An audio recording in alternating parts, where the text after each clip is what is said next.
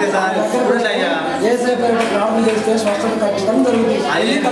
ఆయన ఎవరో మాకు తెలియదయ్యా, చూడండి కొద్దిగా పిల్లోడిని. ఇట్లా పోయి చక్కకి వెళ్తే అక్కడ ఉంటానండి. ఎక్కడ ప్రార్థన చేసుకోండి. ఇటు పోండి. అయ్యా మీరేనయ్యా? ఏంటి బాబు మీ సమస్య ఏంటి? ఎక్కడి నుంచి వచ్చారు? మేము చాలా దూరం నుంచి వచ్చామయ్యా. మా పిల్లోడు బాగలేడు. బాగలేకపోతే 10 మంది మనుషులు వీళ్ళందరినీ కూలీలు పెట్టి తీసుకొచ్చినాను. ఒక్కొక్కళ్ళకు 200 రూపాయలు ఇచ్చి తీసుకొచ్చిన ఎత్తుకొని వచ్చిన మా పిల్లలు. సరే ఏమైంది అతనికి? అయ్యా ఆయనకు 20 సంవత్సరాల నుంచి ఆ కాలు చేయి పడిపోయిందయ్యా. ఇక్కడ ఎవరో ప్రార్థన చేసేవాళ్ళంట, వాక్యం చెప్తుంటారంట. వాళ్ళ దగ్గరికి తీసుకొస్తే ఆ పిల్లోడు బాగా అవుతాడని అందరికి చెప్తుంటే విన్నాము. అందుకని తీసుకొచ్చినాం అయ్యారు ఇక్కడికి ఈ అబ్బాయిని. సరే మీ యొక్క ఆశ నాకు బాగా అసలు. మీ యొక్క ఆశ ఏదంటే అతను బాగుపడాలని, స్వస్థపరచబడాలని, మీలాగే లేచి నడవాలని, మీలాగే మాట్లాడాలి, తిరగాలని అతనికి ఆశ ఉంది. అయితే బైబిల్ గ్రంథంలో వ్రాయబడిన ఒక మాట ఉంది ఏమంటే, ఆశ కలిగిన ప్రాణాన్ని తృప్తిపరుస్తాడని దేవుడు చెప్పాడు. అంతకంటే ప్రాముఖ్యంగా యేసుక్రీస్తు వారికి అనేక పేర్లు ఉన్నాయి. యేసుక్రీస్తు వారని, అభిషక్తుడని, లేదా జ్ఞానవంతుడని, ఇంకా యెషయా గ్రంథంలో అయితే ఆశ్చర్యకరుడు అని, ఆలోచనకర్త అని, సమాధానకర్త అని అది ఒక పేరు ఉంది. చెప్తుంటే నాకు ఏం అర్థం కావట్లేదు. నువ్వు దేవుని యొక్క ఆశ్చర్యకరిని చూస్తావు. ఇప్పుడు నువ్వు కంగారు పడబాకు. ఎందుకంటే నేను నమ్మిన నా యేసుక్రీస్తు వారి పేరు ఆశ్చర్యకరుడు. ఆయన ఖచ్చితంగా ఈ సమయంలో మీ కుటుంబంలో, మీ కుటుంబ పక్షాన ఆశ్చర్యకార్యాన్ని చేయగలడని నేను విశ్వాసంతో ఉన్నాను. అందరం కలిసి మోకరించి ప్రార్థన చేద్దాం. ఖచ్చితంగా దేవుడు స్వస్థపరుస్తాడు. ఆ ఆశ్చర్యకార్యాన్ని, స్వస్థకార్యాన్ని మీరు చూస్తారు. మేమైతే అట్ట కాదయ్యా. నా మాట నమ్మండి మీరు. నేను చెప్పేది ఒకటి వినండి అయ్యా. మీరు మా పిల్లోడు బాగాలేకపోతే మేము ఎన్ని హాస్పిటల్ చెప్పినాము. మంత్రాలయ దగ్గరికి పోయామా, ఎంత పెద్ద తాయెత్తు వేసినామో చూడు. అది తాయెత్తు. అది ఆ తాయెత్తు వేసినా కానీ అది కొన్ని 10 లక్షల రూపాయలు ఆ తాయెత్తు. అది దాన్ని తీసుకొని అది వేస్తే తగ్గుతుందని చెప్పారయ్యా. మేము అందుకని అది వేయించినాము, అయినా తగ్గలే.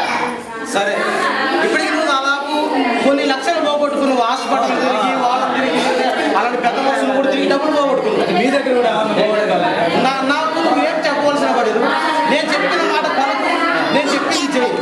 ఆ ముందు ఆ తాయెత్తుని బిగేసి, 10 లక్షలు అది డబ్బులు పెట్టి పోసి కొన్నది. అది నీకు మీ వారికి స్వస్థత కావాలా, నీకు డబ్బులు కావాలా? ఇప్పుడు అది దీన్ని పెట్టి డబ్బులు ఎట్లా రావాలి చెప్పాయి కదా, మీరు చెప్పండి. నేను చెప్పింది ఏంటంటే, నువ్వు నా దగ్గరకు వచ్చినావు. ఇక్కడ యేసుక్రీస్తు వారి నామం పేట ప్రార్థన చేయాలంటే, ఆ స్వస్థతను జరగాలంటే, దేవుని యొక్క కార్యాన్ని చూడాలంటే దేవుడు చెప్పినట్టు చేయాలన్నమాట. దేవునికి వ్యతిరేకమైనటువంటి ఆ తాయెత్తులు, మంత్రాలు పెడితే అది జరగాలి. ముందు అది తీసివేయి, దేవుని యొక్క కార్యాన్ని నువ్వు చూస్తావు. అలా పీకేసేయి. ఖచ్చితంగా తీసేది ఉండకూడదు అసలు. ఒకవేళ ఆయన మళ్ళీ సగం డబ్బులు ఇస్తాడేమో. నువ్వు హృదయపూర్వకంగా మనస్ఫూర్తిగా నమ్మాలి యేసుక్రీస్తు వారు. దేవా నువ్వే నాకు దిక్కు. ఎట్లంటే ప్రతి ఒక్కరు చెప్తున్నారు కదా, ఏం లేదా మాకు, ఎవరు లేరా మాకు, దేవుడే మాకు దిక్కడు కదా. అలా నేను దేవా ఓ యేసుక్రీస్తు ప్రభు నువ్వు ఎవడో మాకు తెలియదు, నేను నిన్ను నమ్మాను, నిన్ను నమ్మి అది తీసివేస్తున్నాను, నువ్వే స్వస్థపరచు అని చెప్పేసి నువ్వు ముందు ప్రార్థన చేద్దాం. అందరం ముందు తీసివేది. నాకు ఎట్లా తెలియదు కానీ నువ్వు మళ్ళీ చెప్తే నేను బతుకుతా. అది ముందు అది తీసివేయి. నేను చెప్తాను. ఇది తీసేస్తే పోతే ఖచ్చితంగా పోతుంది. బాగా అవుతాడా? ఖచ్చితంగా. ఎందుకంటే డబ్బులు పెట్టి పోసుకో. ఆ నమ్మకం నాకు ఉంది. సరే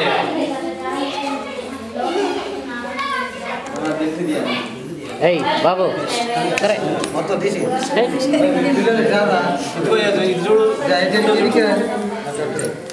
ఇటువంటి తాయెత్తులు, మంత్రాలు, తంత్రాలకు చింతకాయలు అన్నట్టుగా ఏం జరగదండి.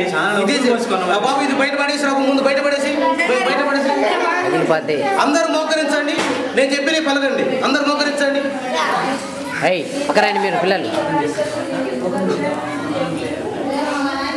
అందరూ వీళ్ళిద్దరిని లేపండి. ఇట్లా పెట్టుకోండి. నేను చెప్పినే పలకండి. ఓ యేసు స్వామి, నువ్వు ఎవరో మాకు తెలియదు. నువ్వు మాకు తెలియక ఎన్నో హాస్పిటల్ తిరిగాం, ఎందరో భూత దగ్గరికి వెళ్ళాం, కట్టించుకున్నాం, అందాలు చేపించాం, మా డబ్బులు పోయినాయి కానీ ఏమీ జరగలేదు. నిన్ను నమ్మి నీ దగ్గరికి వచ్చాం. నువ్వు స్వస్థపరుస్తావని, నువ్వు ఆశ్చర్యకారాలు చేస్తావని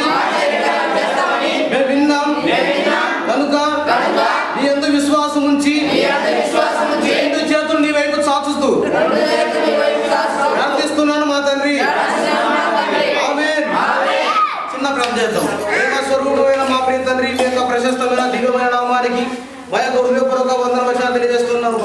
అయినా నీ నామంలో ప్రార్థన చేస్తున్నాం ప్రభా. చచ్చిన లాజరుని మీరు లేపారు ప్రభు. అయినా అనేక మందిని మార్చారు, అనేక మంది స్వస్థత దయచేశారు. గుడ్డి వారికి కళ్ళు దయచేశారు, కుంటి వారికి కాళ్ళు దయచేశారు ప్రభు. ఈ సమయంలో మా మధ్య ఉన్నటువంటి ఈ పక్షవాయువుల రోగిని మీరు స్వస్థపరచమై అతను మంచిగా మాట్లాడడానికి, మంచిగా నడవడానికి మీరే సహాయం చేసి కృప చూపించమని, ఈ అందరి సమక్షంలో మీరు ఒక అద్భుతాన్ని, స్వస్థత కార్యాన్ని చేయమని యేసు శ్రేష్ఠ నామములో ప్రార్థిస్తున్న మా ప్రియ పరలోకపు తండ్రి.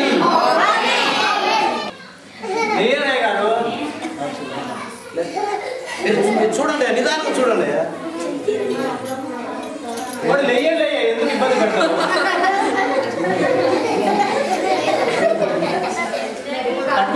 ఒకసారి ఆ కాలు చెత్త ఇది చక్కది చక్కది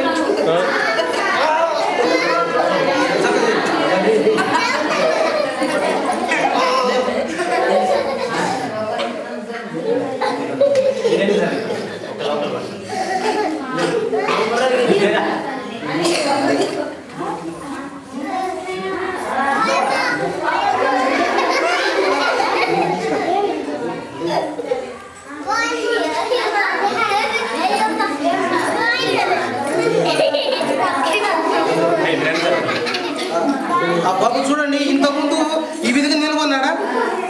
నిలబడినాడా? అంటే ఇప్పుడు మార్పు వచ్చిందా? వచ్చింది. అంటే నీ స్వస్థత జరిగిందా లేదా? జరిగింది. అంటే యేసుక్రీస్తు వారు ఆశ్చర్యకరుడు అని ఇప్పుడు రుజువైందా లేదా? అదే యెషయా గ్రంథం 9వ అధ్యాయంలో 6వ వచనం రాయబడింది. ఆయన పేరు యేసుక్రీస్తు వారి పేరు ఆశ్చర్యకరుడు, ఆలోచనకర్త. అందరూ ఒకసారి చప్పట్లు కొట్టండి. స్వస్థత ఇప్పుడు ఆయన చూసాం కదా, ఆయన ఆశ్చర్యకరుడు చూసాం కదా మనం.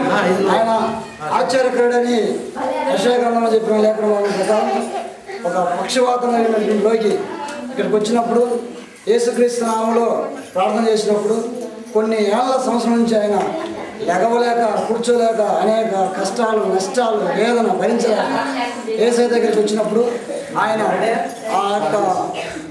చేతి నుంచి ఆ భాషగా ప్రార్థన చేసినప్పుడు యేసయ్య స్వస్థపరిచాడు. అందుకే ఆయనను ఆశ్చర్యకరుడైన యేసయ్య అంటారు. ఇంతటితోటి ఈ స్కిట్ను ముగిస్తున్నాం.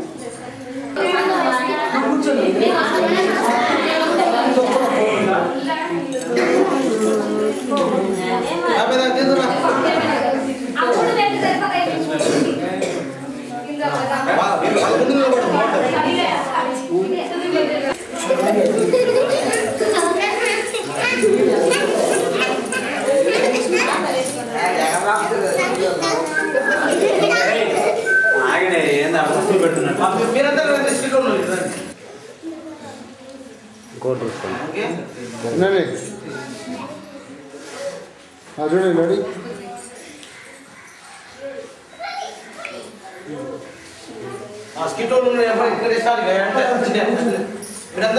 మీరు మాట్లాడితే వీడియోలు పడతాయి. చూడండి. మాకు జిడ్డలు వచ్చాయి, ఎదుగోండి. అమ్మో, ఎంత బాగా సంపాదించారే నా బంగారు తల్లులే. మీరు వెళ్ళండి, వెళ్ళి రెస్ట్ తీసుకోండి. అత్తయ్య, మాకు జిడ్డాలు వస్తే దేవునికి దశంభాగం ఇవ్వాలనుకున్నాం అత్తయ్య. పిచ్చిదానా, ఆయనకి ఎంత ఇవ్వాలో నాకు బాగా తెలుసు. ఆయన మనకిచ్చేవాడు, కానీ మనం ఆయనకి ఇచ్చేవాళ్ళమా? అదంతా నేను చూసుకుంటాలే, మీరు వెళ్ళి రెస్ట్ తీసుకోండి.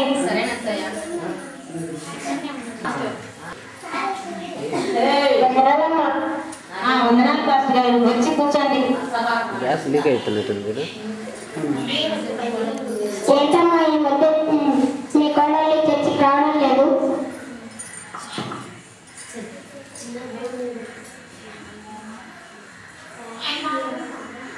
పాస్టర్ గారు, ఈ మధ్య మా కోడళ్ళకు ఉద్యోగాలు వచ్చాయి కదా, అందుకే తీర్చలేక రాలేకపోతున్నాము. సమయం చూసుకొని దేవుని సన్నిధికి రండి. రంగమ్మ, ఒక గొప్ప పాలు పట్టుకురా.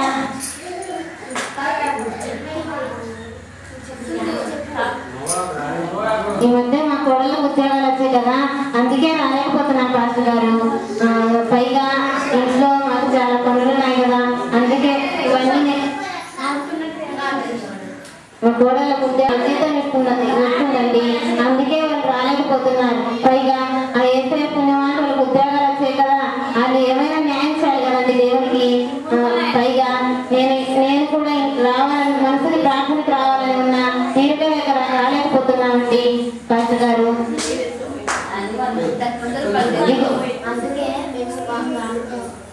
అందుకే జీతాలు వచ్చాయి కదా, అందుకే 100 రూపాయలు దర్శనం రావాలనుకుంటారు. మా కోసం క్షమించండి అమ్మా. దేవుడు డబ్బులు ఆశపడలేదు. సమయం చూసుకొని ప్రార్థనకు రండి అమ్మా. వెళ్ళొస్తానమ్మా. డబ్బులే మన చెట్లకు కాకున్నాయా అంటే కోసుకొచ్చి ఖర్చు పెట్టుకోవడానికి పనికెళ్తేనే కదా డబ్బులు వచ్చేది. అయినా ఈ 100 రూపాయలు కూడా మిగిల్చావు. ఈయన రాయిస్తాడంటే జీతాలు పోనీలే. దేవుని నామం స్తోత్రాలు. ఏసయ్యా నువ్వెంత మంచిగా ఈ 100 రూపాయలు ఈ పాస్టర్ గారు ఇస్తాడంటే జీతాలు పోనీలే. దేవుని నామం స్తోత్రాలు.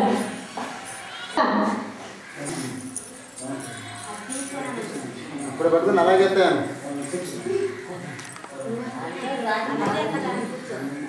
అలాగే అత్తయ్య గారు ఈ విషయం అత్తయ్య గారికి ఎలా చెప్పాలి? చెప్పేది ఉంటే అలా చెప్పే అత్తయ్య పొదుపుని లేకపోతే లేకపోతే మనకి వచ్చినటువంటి జీతాన్ని దేవుడి దర్శనాలు నిర్వహిస్తుందా? ఆయన కూడా జీతాల మీద పడి ఆవిడ తన ముగ్గురు కొడుకుని ఒకరిని కోవిడ, ఒకరిని సింగపూర్, ఒకరిని కత్తెర పంపించి ఈవిడ అంత పుస్తకం తీసుకుంటుంది. అమ్మో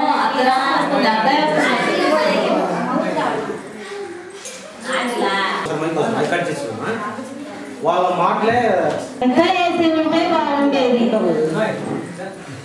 ఏంటే ఇంకా ఇంట్లోనే ఉన్నారు? అయ్యా అదే మరి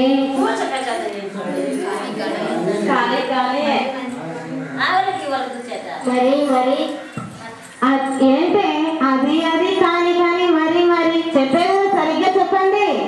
చెప్పేది ఉంది అత్తయ్య. మా ఉద్యోగాలు పుట్టుకోండి. ఉద్యోగాలు పుట్టుకోమన్నాయా?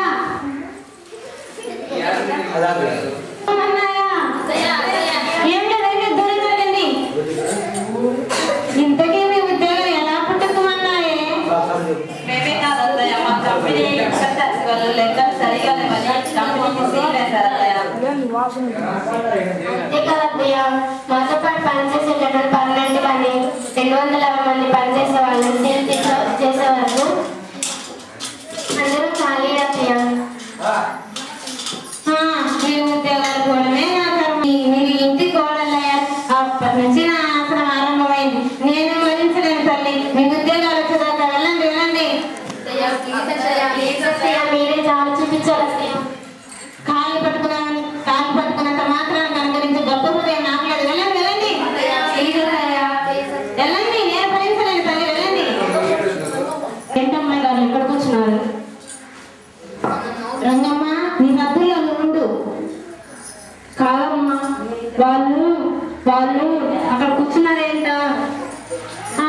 ఉద్యోగాలు పోగొట్టుకొని తగునమ్మా అని తల్లడ్డారు. నేనే చిరాకొచ్చి బయటికి నెట్టేశాను. అదిగో ఆ గుమ్మంలో తల్లడ్డారు. వెళ్ళి పొమ్మను, వెళ్ళి నీ పని చూసుకో.